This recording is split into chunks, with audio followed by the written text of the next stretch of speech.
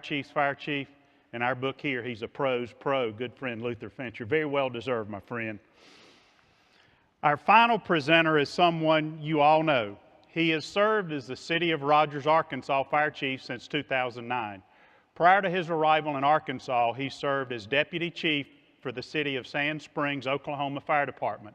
A 2006 graduate of the Executive Fire Officer Program and both a Chief Fire Officer and Chief EMS Officer designee from the Commission on Professional Credentialing in 2010, he is a regular presenter at national conferences and serves in various capacities on numerous boards and committees, including NFPA 1710.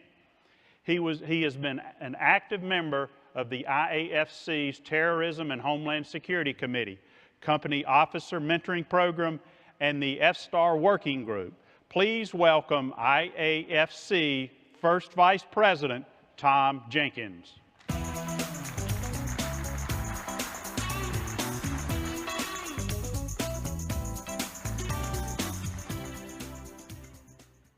You know, for as long as I can remember, I've been fascinated by how fire departments operate. One of the best images, I think, of our business and the profession that we serve in is that of a fire station. It's symbolic. I love the look that it has as you peer through the glass doors. And inside you see the fire company sitting idle, ready to serve. Bunker pants on the ground, bunker coat hanging on the door. It's symbolic of all the good we do for our communities, the way in which our profession translates into safety for citizens that don't know us. Newly minted fire chiefs learn pretty early on that there's only a few ways you can ever hope to prove that you made your cities or your counties or your districts more safe. Now, we're all proud of those intangibles that we have. The culture, the tradition, the training programs, the way in which we manage conflict, the way we implement strategies and tactics on the fire ground. But when it's all said and done, a lot of fire chiefs believe that their success is characterized by the accumulation of stuff: fire stations, firefighters, and fire apparatus. Now, accessing and obtaining those resources is both a costly and time-sensitive endeavor. I know fire chiefs personally that during their time as a 5 Bugle chief officer spent almost their entire career trying to move the needle just a little bit to obtain a few more firefighters for minimum staffing, or build or replace a new station, or replace a few fire rigs. Now, we have a lot of resources at our disposal to help us convince elected officials and city councils, boards of directors, that we need to do those things, that we need to acquire those resources. We have standards like NFPA 1710, which help us as fire chiefs articulate the problems and the solutions that we need in our cities and communities. NFPA 1710 tells us how quickly we need to respond, not just with the first fire company or emergency response vehicle, but also how quickly the entire team of firefighters should be assembled on the emergency incident scene. That standard is even more useful than that. NFPA 1710 tells us the quantity of firefighters that are necessary to mitigate risk during an emergency. We don't just have to articulate problems and solutions to obtain those resources. We can also illustrate it through things like geographical information systems that harness geospatial technology in order to show those elected officials, those decision makers within our local political systems, why we need resources. You know, for a long time in the early part of my career, especially the career as fire chief, I thought the evidence that I was a decent and good and productive fire chief would just be a simple addition problem. It would be adding up the fire apparatus and the fire stations and the firefighters that I added to my city, and that, in the end, would prove that I was a good fire chief. that it was just a math game at the end of the day. And I thought that until I met Mandy. Mandy is a local citizen of the community that I'm sworn to protect. She's a good person, well-educated. She's a senior executive in one of the world's largest companies. She's nice and pleasant. And if she was here today, hearing me kind of botch up her biography, she'd tell you that the most important thing on her resume is nothing that I've told you thus far. She would tell you that the most important thing about her is that she's a mom. More specifically, she's a mom to two beautiful daughters, Grace and Anna. Now, if it wasn't for my career in the fire department, I never would have met Mandy. You see, it was her youngest daughter, Grace, and her decision to come into this world a little quickly and a little early in March of 2013 that allowed our paths to cross. You see, one night, Mandy decided to give birth in her home. And she, like tens of thousands of other people every year in the city of Rogers, dialed 911. The 911 operator that took that call provided emergency medical dispatch and pre-arrival instructions to Mandy, helping her tend to the emergency before we could arrive there and help solve the problem. That 911 call summoned the response of an advanced life support ladder company, the closest fire company to the emergency, and an advanced life support fire department transport unit. Now, the accreditation and NFPA 17 gods would be very proud of our response. We met our turnout time benchmark. We met our travel time benchmark. We followed local medical protocol and tended to the healthcare needs of Mandy and, for at least a few days, I suppose, the youngest citizen of our community. Now, that was a big deal to Mandy and her family, no doubt. That was a memory that she would likely never forget. But to the firefighters and firefighter paramedics that work with me, it would merely be a bullet point in their career, if even that. As a matter of fact, I probably shouldn't have even known about the response. But it just so happened that the crews that responded to Mandy's home are located in the same station where my office is. And so I remember coming to work the day after that call, getting a cup of coffee, and listening to the firefighters around the kitchen table talk about what was a notable, highlighted incident for the previous 24-hour shift.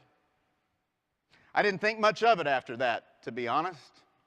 Until about a year later, I was sitting in my office at the headquarters fire station, and I heard somebody talking to one of the administrative assistants outside. They were trying to convince one of the administrative assistants to allow a birthday party for a one-year-old girl to be hosted at one of our fire stations. Now, we're as community involved as any other fire department, but as a general rule, we don't try to get into the birthday party business. I listened a little bit more, and I could tell that this young lady was making a very convincing argument to one of our administrative assistants who was drowning in reasons why we couldn't host it. It was Mandy. I left my office and I grabbed a business card and I went outside and met Mandy for the first time, introducing myself. I reluctantly and happily agreed that we would host the birthday party and exchange pleasantries with one of the citizens that I'm sworn to protect. It was during this brief exchange that I realized that this was not an overwhelmingly happy time in Mandy's life. Mandy was recently divorced, and she was raising these two young children and balancing a very, very demanding career all on her own. A few days after that visit by Mandy to set up the birthday party, our fire department would be summoned to her house again, this time for a fire that would erupt in a ravine along a hillside that threatened Mandy's house and several of her neighbors. Again, multiple 911 calls will be received by our 911 center. That would summon the response of multiple fire companies, meeting all of the standards and requirements that we set forth in our fire department. We would arrive on the scene, extinguish the fire, and leave that incident with a neighborhood raving fans of the fire department. Comically almost, Mandy stopped by the fire station again and said, "Thank you for responding to that call." It was during this second visit by Mandy that, for whatever reason, I felt an overwhelming sense of empathy for her situation. I decided that I wanted to ask her how she was doing, knowing that it was a stressful time in her life. Now, if you pause for a second, that was probably the stupidest thing I ever could do to a citizen that I barely knew. First of all, I wasn't prepared for whatever answer she might provide. I'm not a crisis counselor. As a matter of fact, I could probably use a little counseling myself. And so I was ill-equipped to handle with whatever barrage of emotion Mandy might share with me. With a little bit of determination, and from what I remember, a grin on her face, Mandy shared with me something that would change my career, and maybe even my life. You see, when I asked Mandy how she was doing, she told me that she was doing okay.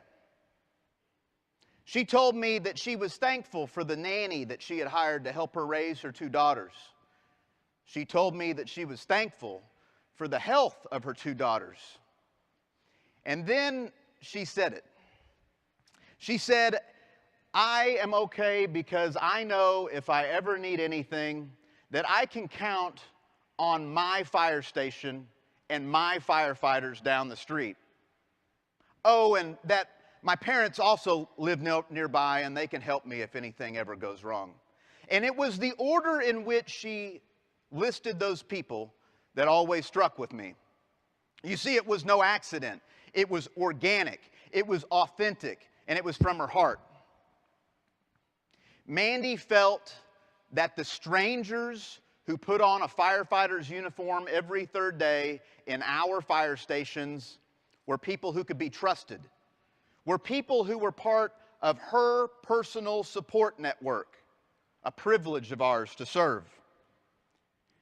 Mandy did not care what color our fire trucks were. She didn't care if we had accreditation decals on the side of those fire trucks. She didn't even care if we were a few minutes over our benchmark travel time. Mandy cared about the fact that our firefighters, when we arrived on the scene to what was a real-time nightmare in her life, that we exhibited passion to serve. Mandy taught me that although physical resources, things like firefighters and fire apparatus and fire stations, are critical and essential elements of any community, of any city, and certainly of any fire chief's career, they're not worth anything if the firefighters that staff them don't have a passion to serve. And if the leadership within our fire departments don't have a passion to make things better and fill in the gaps in our community, no matter what the person looks like, no matter what income tax bracket they may fall in. As fire chiefs here today, be passionate about serving as a chief officer, as a fire chief. Be passionate about working for the fire department. Don't forget, as you pin on those bugles, that this is still the best job in the world. Be passionate about serving our communities in whatever scope or emerging complex issue people need us to fill the void. In your communities, be passionate about your Mandys and your Graces. Thank you.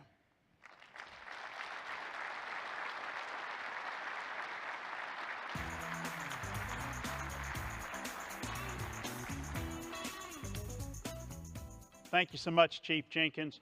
And since this is the last time that you have to put up with me, I want to take a couple of quick moments